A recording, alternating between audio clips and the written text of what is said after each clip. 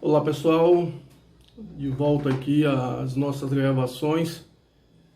Por causa dessas questões políticas e sociais, a gente tem andado um pouco afastado, fazendo alguns trabalhos com algumas comunidades carentes, com o pessoal do atletismo. Isso tem ajudado bastante no nosso trabalho. Mas, como sempre, estamos vivendo um momento muito complicado, muito difícil no nosso país. Já passamos de mais de 100 mil mortes. Pela última atualização que eu tinha feito ontem, já estávamos em um pouco mais de 113 mil mortes. E isso graças a um presidente omisso, inepto, um Congresso letárgico, e porque eu digo que o Congresso também tem culpa nessas mortes, principalmente quando me refiro ao presidente do Congresso.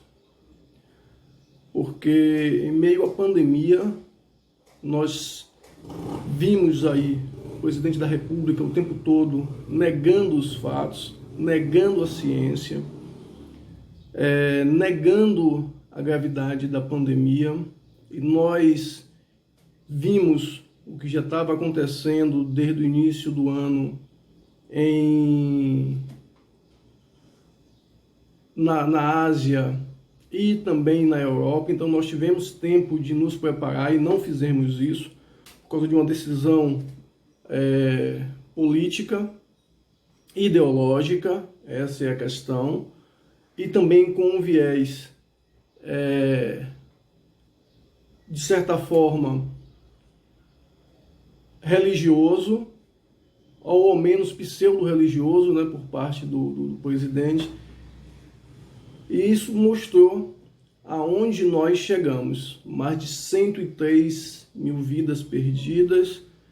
O Rodrigo Maia com mais de 50 pedidos de impeachment na mão dele e fazendo de conta que nada está acontecendo. O Alcolumbre também, presidente do Congresso, pelo que parece, diretamente está alinhado com o presidente da República. As suas posturas, as suas falas diz isso.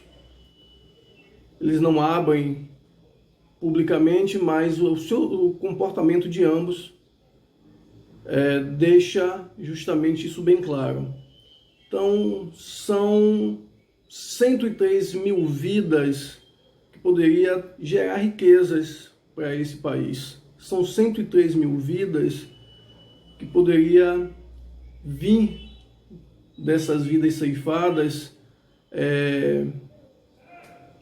talentosos, artistas, cientistas de todas as naturezas, ao qual pudesse colocar um pouco de conhecimento na cabeça das pessoas, principalmente porque no Brasil o distanciamento da sociedade com a ciência é muito grande.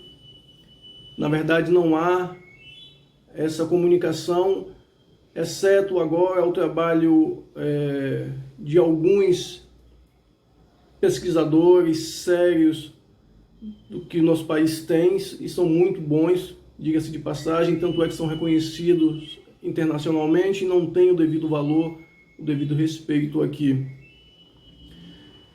Então, foram pessoas de todas as classes sociais, mas a maioria de classe pobre, negros, periféricos, donas de casa, muitas pessoas jovens, muitos professores, eu não digo educadores porque quem educa é pai e mãe, mas muitos professores que perderam sua vida graças a uma ineficiência do poder público. E a gente mostra justamente a que ponto é essa ineficiência quando a gente vê as filas quilométricas na Caixa Econômica Federal e a quantidade de vidas que justamente nós perdemos e infelizmente vamos continuar perdendo, apesar de que o inepto que se instalou, que se que foi posto na presidência da República sempre tem uma piadinha e diz que é vida que segue. E hoje mesmo eu vi, em frente à Caixa Econômica Federal, uma fila que estava dobrando o quarteirão. Veja só uma coisa. Essa é a realidade aí, ó, da população. Fila da Caixa Econômica Federal, dobrando o quarteirão, onde o governo federal poderia ter simplesmente passado para outros bancos, inclusive o Banco do Brasil e o Banco do Nordeste, para tirar o povo desse sofrimento. Tem pessoas que chegou aqui às 6 horas da manhã. Então essa é a realidade que vocês estão vendo aí de quem precisa desse auxílio emergencial, que o governo faz o possível para dificultar a situação, faz o possível para gerar um constrangimento, uma humilhação da população. E ele está utilizando justamente agora o auxílio para já começar a fazer campanha, principalmente no Nordeste, onde nas últimas eleições o seu grau de reprovação foi muito grande.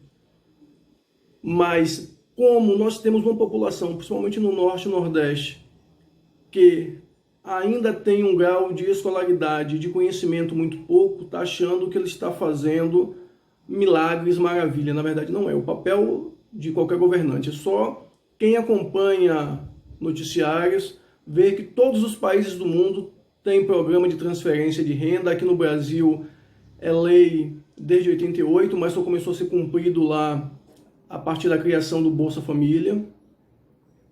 E é justamente para isso que governos sérios, responsáveis, preocupados não com o sistema financeiro, mas com a população, tem de dar a resposta nesses momentos. A gente pode citar como exemplo bem claro, apesar de que são países de primeiro mundo, mas governados por mulheres com um trabalho fantástico, fora de série, a Alemanha e a própria Nova Zelândia. Então, hoje a gente entende e vê que talvez se nós tivéssemos no Brasil, no Legislativo e no Executivo, uma quantidade maior de mulheres, nós tivéssemos uma realidade diferente. Não uma pessoa que simplesmente faz piada em cima das mortes de tantos brasileiros. Não uma pessoa que diz, eu vou fazer um churrasco quando morreu 30 mil pessoas. Não uma pessoa que diz, e daí eu não sou coveiro quando morreu 10 mil pessoas. Então, infelizmente, esse é o tipo de pessoa que está ocupando a presidência da República, pessoa completamente despreparada, com um passado literalmente torpe. E aí, para quem acompanha a política e não tem a questão ideológica religiosa como único argumento para defendê-lo e para apoiá-lo, e conhece um pouquinho de política, vai ver. E quando a gente olha esses ditos representantes dessas igrejas neopentecostais, que falam tanto se desprender das riquezas materiais, esses são os que mais acumularam riqueza, junto com os bilionários do Brasil, os 1.200 bilionários, foi o que mais acumularam riqueza, principalmente agora no período da pandemia. Porque eles transformaram as igrejas em negócio. E mais uma vez eu digo aqui, igreja deveria pagar imposto de renda assim como seus proprietários. Igreja deveria ser tributada assim como toda qualquer outra empresa, porque a igreja hoje virou empresa, virou comércio. Tanto é que qualquer hoje igreja que você vá, da linha neopentecostal, tem uma maquininha para que você possa fazer seu dízimo, sua oferta, sua doação. Mas eu estou dizendo, não estou falando aqui de fé, estou falando de fatos. Então muita gente pode não concordar com minha fala, mas contra fatos não há argumento. E nós temos também uma população que, infelizmente, é uma população ignorante em ciência. É uma população que está vendo 103 mil mortes e está fazendo de conta que nada está acontecendo. Praias lotadas, shoppings lotados, fila na porta de shopping, aglomeração na porta de loja, festas clandestinas, bares superlotados. Então, a população simplesmente é reflexo dos seus governantes e vice-versa. Então, eu não acredito que no Brasil, com o tipo de pessoas que nós temos governando esse país, isso tanto no legislativo quanto no executivo, em todas as esferas, a gente possa ter uma solução para essa crise. Então a gente vamos infelizmente ter de enterrar mais dezenas, talvez centenas de milhares de brasileiros por causa de ingerência política, por causa de empatia, por causa de ações. Em plena pandemia, até hoje nós não temos um ministro da saúde. Na verdade, nós temos um operador logístico como ministro da saúde. O governo federal prometeu fazer 46 milhões de testes contra a Covid, do tipo PCR. Até agora só distribuiu 13 milhões. Do montante total que foi destinado para o Ministério da Saúde para combater a pandemia, apenas 1/3 foi utilizado. Mas as propagandas no governo, os ataques às instituições constituídas no país, principalmente pelo esse grupo neofascista, neopentecostal, que hoje apoia o presidente, porque para essas igrejas neopentecostais o status social e político é muito forte, tem um apelo muito grande, tanto é que tem determinadas igrejas que têm seus próprios partidos, e aí é você juntar política e religião, a gente sabe que não dá certo, é só olhar a questão nos países árabes, como a gente presencia, como a gente vivencia isso, e aqui nós estamos fazendo a mesma coisa, nós estamos juntando política e religião, e essa pseudo-religião está buscando doutrinar as pessoas, criando uma ideologia que afasta as pessoas do conhecimento e justamente da ciência. Não é à toa que os seus principais líderes têm ido com muita frequência para as redes sociais atacar os cientistas, atacar os médicos que trabalham com seriedade, defender o kit Covid, que já foi comprovado por A mais B que não funciona. Nós temos aí receitas de feijão que cura, de alguns profissionais da área de saúde que se acham Deus, fazendo combinação de vitamina C com zinco, com vitamina D. Nós temos um presidente inepto, um presidente incapaz de governar por incompetência e que se porta como cientista, se porta como médico, e olhe lá se essa pessoa tem um 2º grau completo, e vai conduzindo o país junto a essa barbárie que nós estamos vivendo, porque a Covid no Brasil já matou muito mais do que a bomba de Hiroshima ou de Nagasaki. Nós vamos esperar morrer mais 100 ou mais 200 mil para que a população reaja, para que as ditas celebridades venham para as redes se manifestar, porque não querem se manifestar para não perder seus patrocinadores, porque de certa forma é conivente com isso. Nós vamos esperar morrer mais 100 ou mais 200 mil para que Rodrigo Maia acate e ponha para julgamento um dos 50 pedidos de impeachment, porque ele disse que com relação a Dilma Rousseff ele tinha convicção de que Dilma tinha feito a coisa errada. E agora? Será que ele já leu a Constituição, Rodrigo Maia, no que diz respeito que todos temos direito à saúde? Eu tenho certeza que, como filho de peixe, peixinho tem que ser, Rodrigo Maia não vai ser diferente do pai, não vai ser diferente desse conglomerado que eles defendem, que é o Centrão, que é o sistema fisiológico podre da política nacional. Não é que os outros também sejam essas maravilhas, porque também não são. mas esse dito centrão é os abutres que lutam por poder, por espaço e por dinheiro dentro da política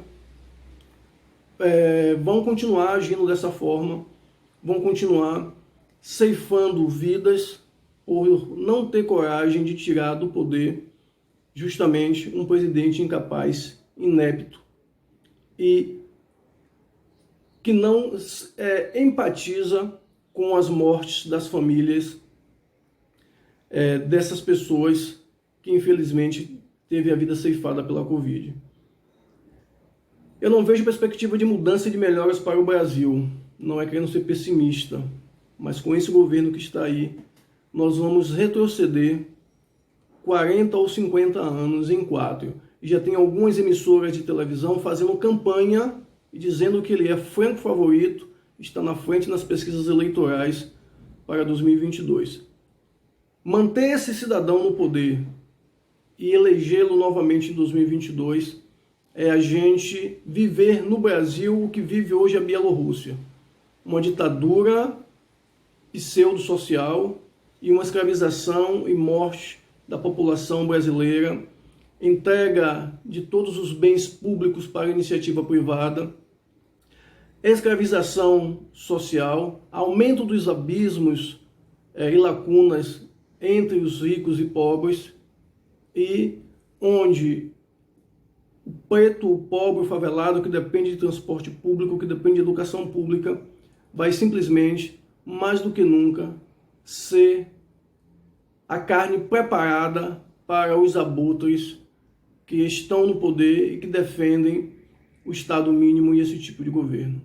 Fica a reflexão a todos e que a gente possa colocar um pouco de luz na cabeça daqueles que acham que estão vivendo no país de Alice